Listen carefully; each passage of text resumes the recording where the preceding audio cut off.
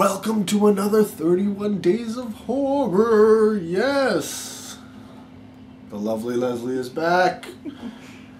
And have we gone up? Have we improved? Well, I don't even know what to say. I'm not impressed. No? No. All right. Well, today's movie is the Italian favorite Fragile. Okay, it's not Italian. It's not Fragile, though it does spell Fragile. No, we're talking about Fragile, a ghost story. So I should like it. Yes, Leslie loves ghost stories and movies about ghosts.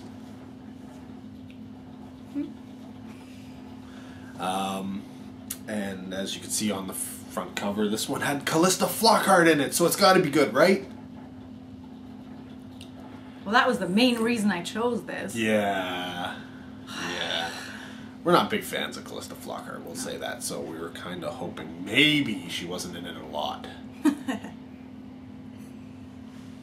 It was kind of obvious she was like mainly gonna be in it though. Like, Well, it could have been one of those things where it's like, here's our name person, and then they're they're only at the beginning of the film, and then you never see them again. That's true. Right? But no, it's not the case. She isn't in the beginning of the film, and then she's in the rest of it. So this is sort of like a British-Spanish co-production. Most of it seemed to be shot in Britain, and then there was, I guess, portions of it shot in Spain. So it is a mixed, I guess, cast crew type thing. There are Spanish. I could tell just by looking at the names. I'm like, yeah, these aren't English names. So I wasn't surprised when I, saw that Spain was listed as one of the filming locations. Yeah, so do you want to give a rundown of what it's about? No, I never want to do that. Why do you always ask me? I hate that, because I will just say everything that happens. Yeah. There's a hospital. Yeah. Stuff happens. No, there's a hospital which is closing down, right? And yep.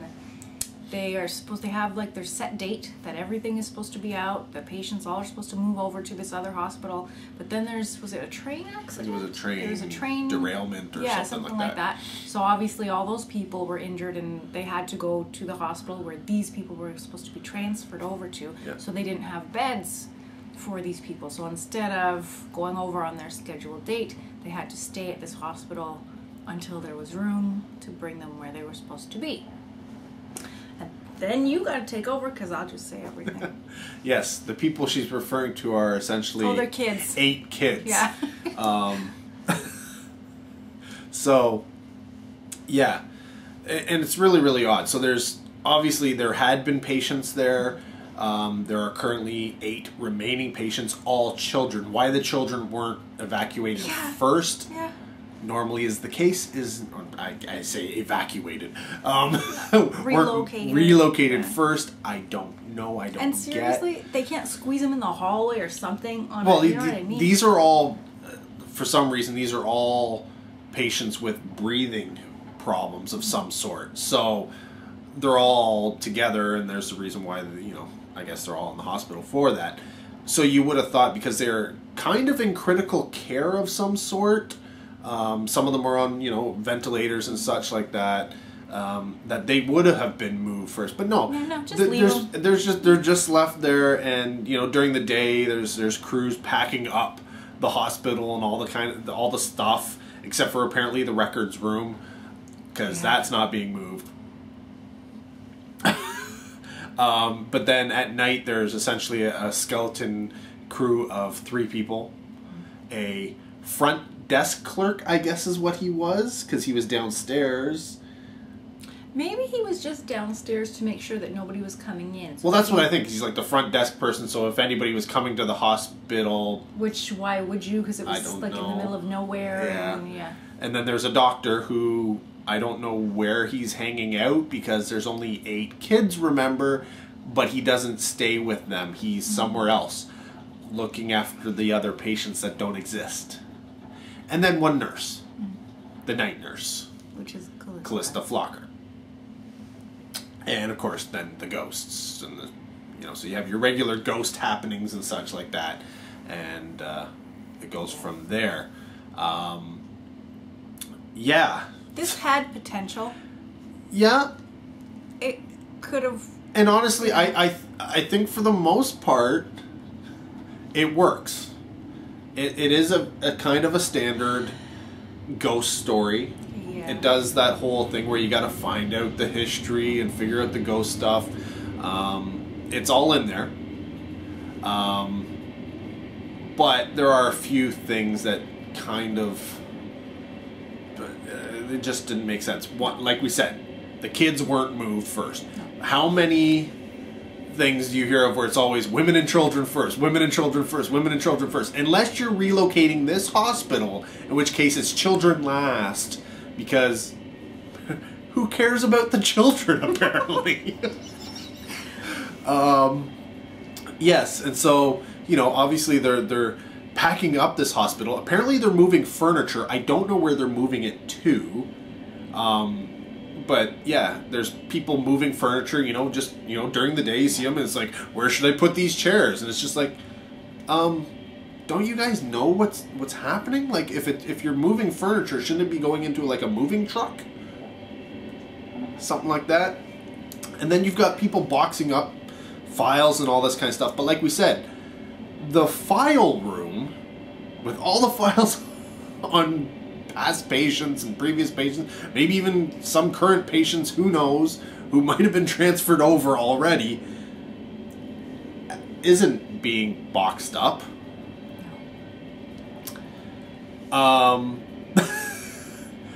Yeah, so I'm not exactly sure what the whole process that was going on for running down this hospital and moving it over, because it didn't make much sense. No, it did not.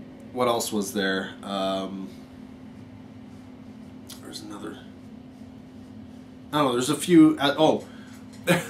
There's a nurse from the beginning who opens the movie, and then we don't really see her do anything. We see her meet with some people, do some just sort of like edits where she's doing something. She's driving in a car. She's going somewhere, but we don't know what she's doing.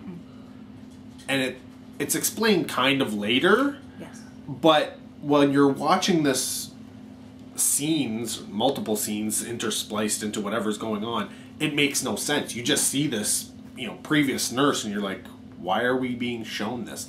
And there really is no reason for us to have seen any of it. It seemed like filler. Unless we could have seen at the time her conversation.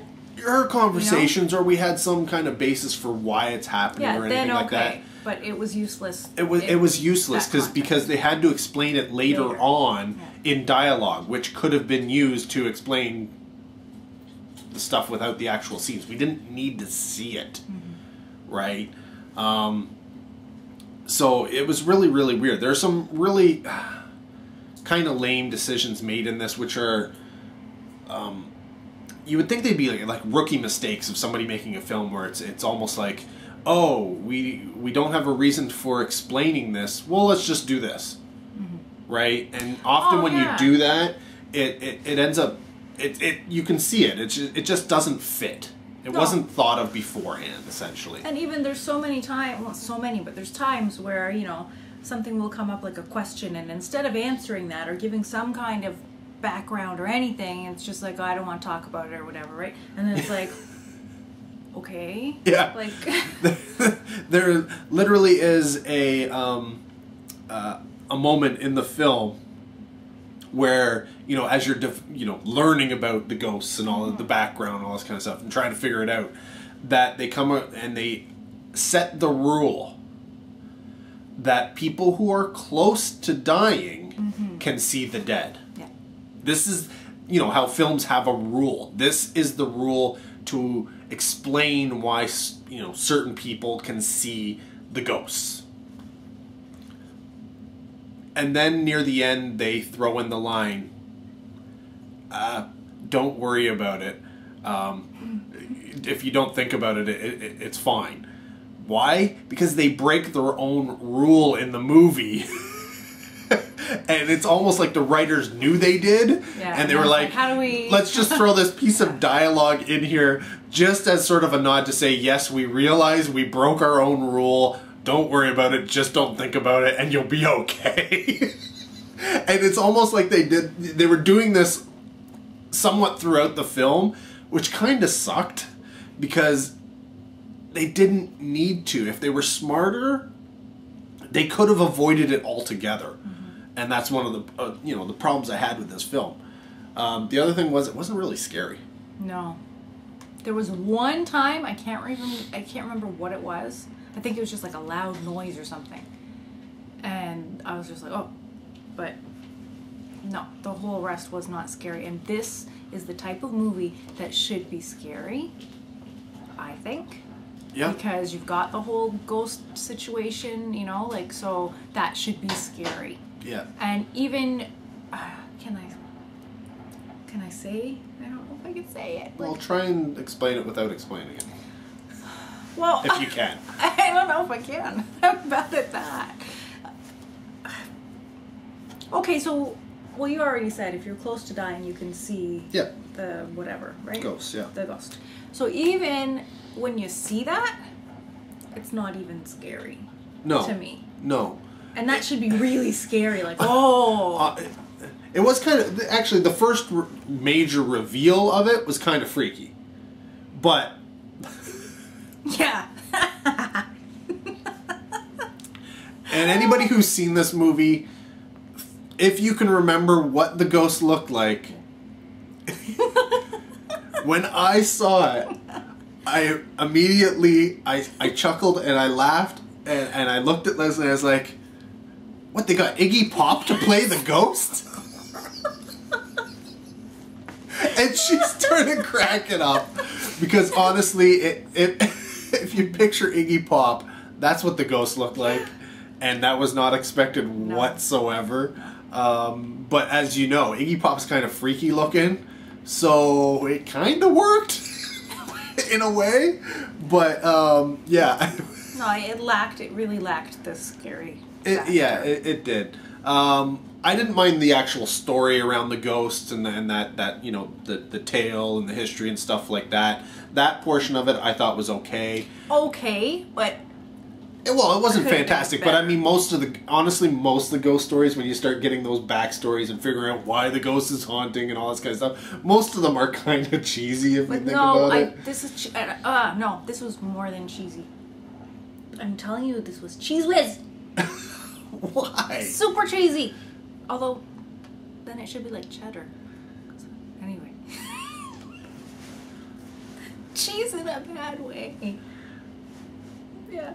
No, I didn't like it. I really didn't like it. No? Okay, well, you know what, I didn't mind. There were moments of it, especially. Now, one of the cool things was, and we discovered this because the kids watch a movie. Oh, yeah. In this movie, it's like movie night type thing.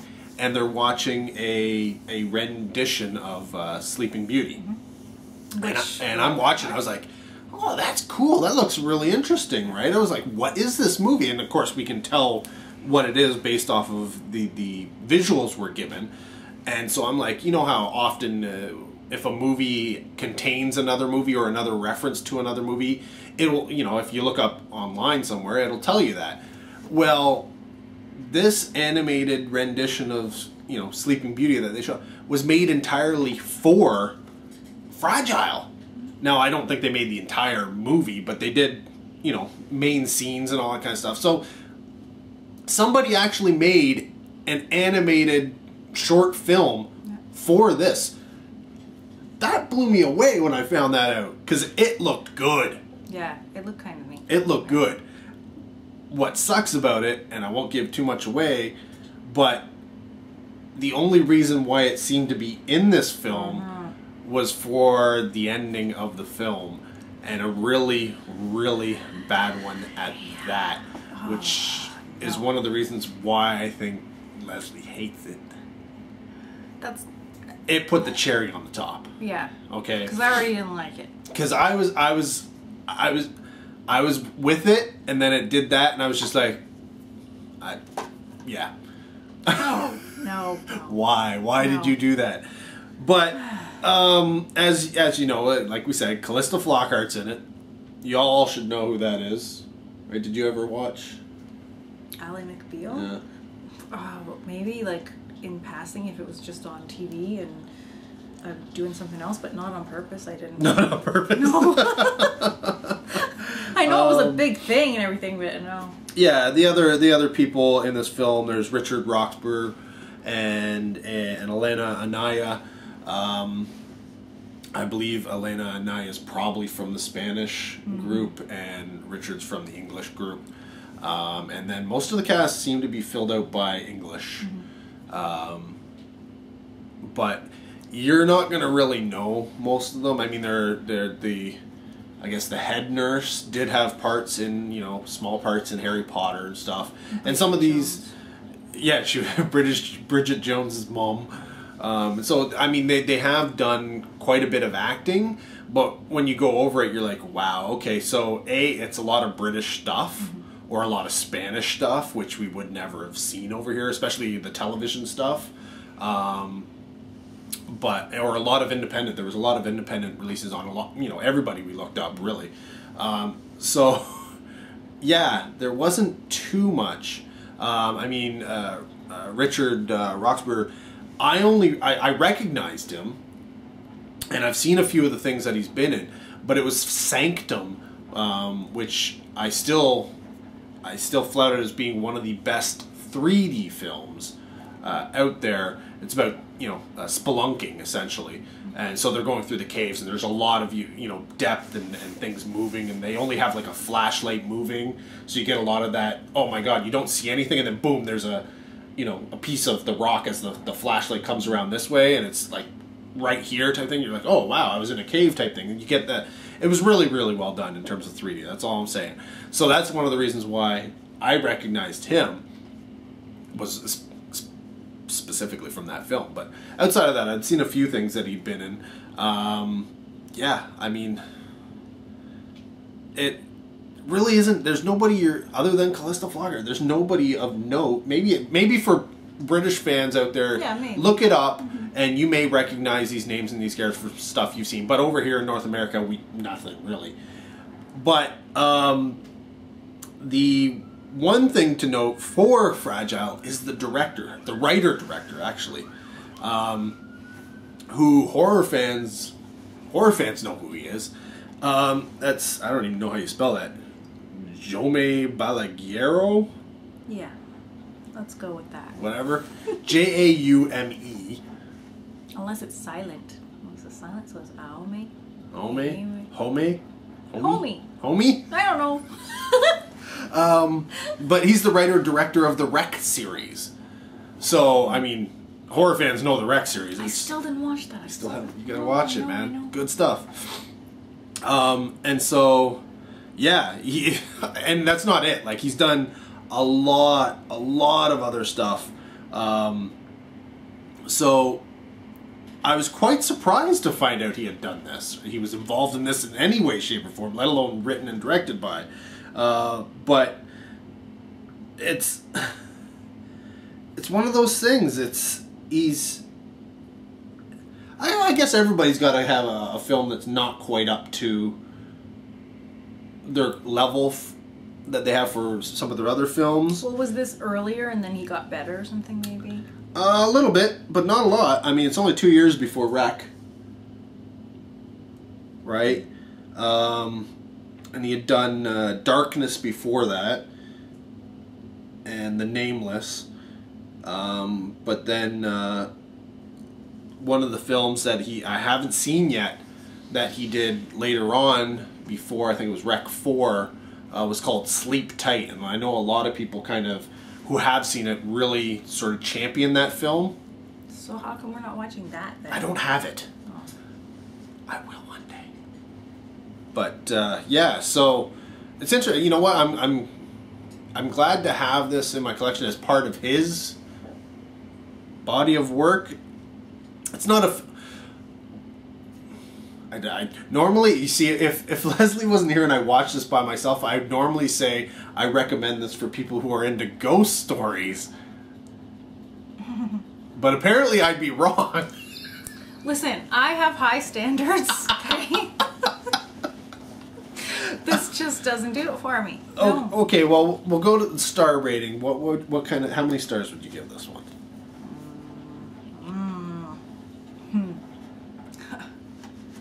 The problem is not comparing it to other movies. I have to stop doing that in my head. I was first going to say 1. Yeah.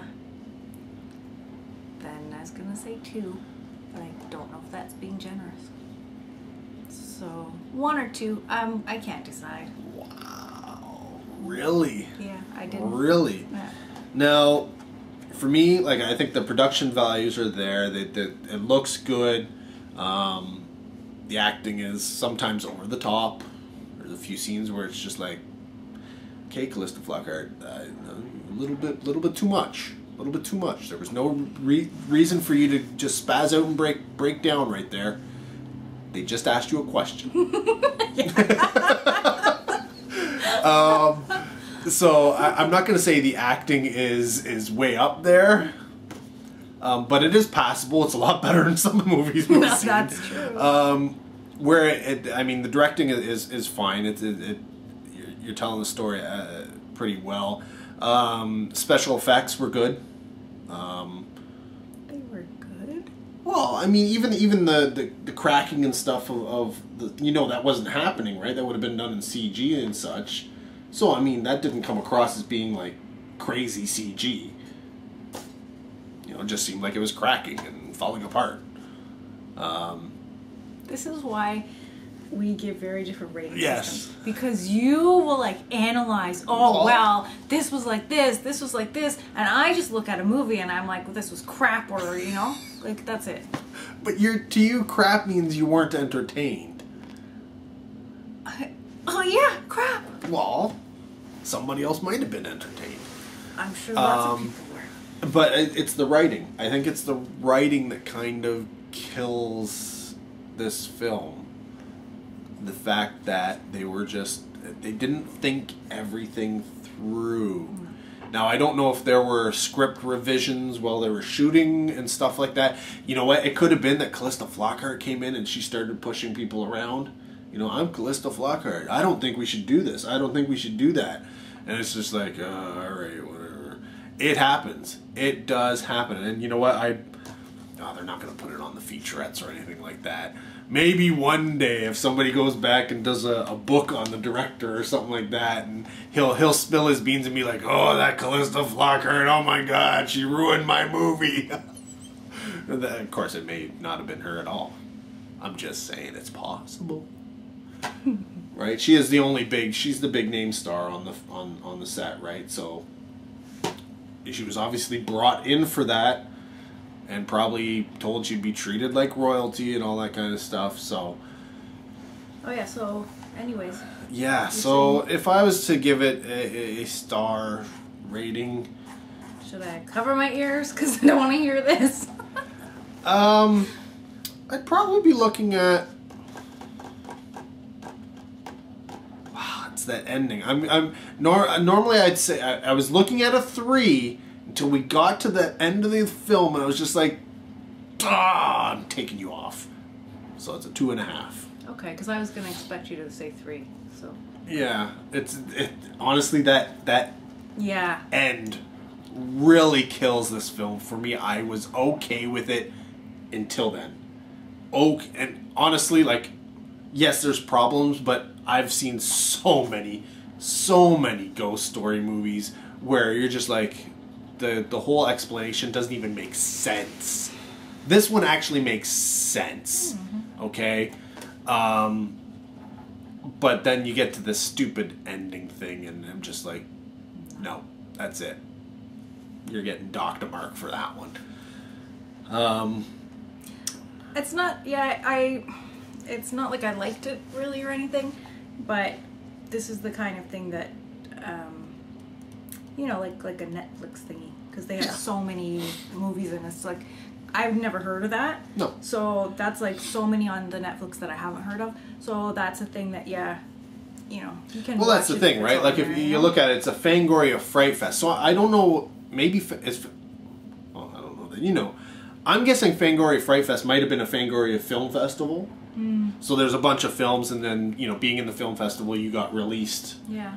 Via the Fangoria Frightfest. Let me know if that's the case down below. Of course, I could Google it, but why? That's what you're for, right? So you Google it and post down below. What is Fangoria Frightfest? Is it just a label that they put together where they were trying to distribute movies or something under the Fangoria name? Let me know. But by saying Frightfest, it sounds like a festival, right? Yeah.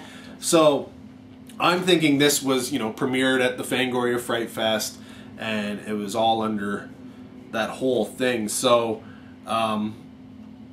outside of that, and probably the festival circuit, I think it was only a direct-to-video. So, it's not something you would know of other than this. But no, but my point is, like, I wouldn't tell somebody to go and search for it. But if it's on, you can watch it. Yeah, I mean, it's a decent time killer, right? Like, you just watch it, and like I said, the story's okay.